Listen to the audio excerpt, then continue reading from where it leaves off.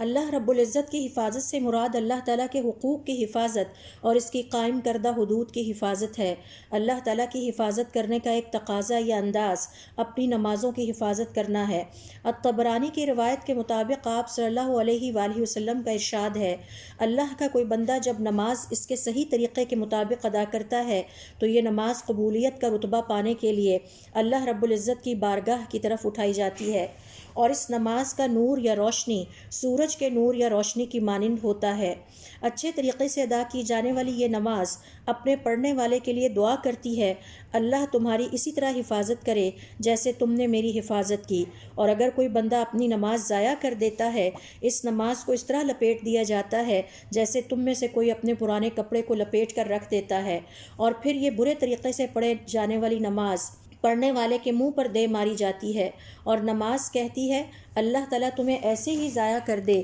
جیسے تم نے مجھے ضائع کیا۔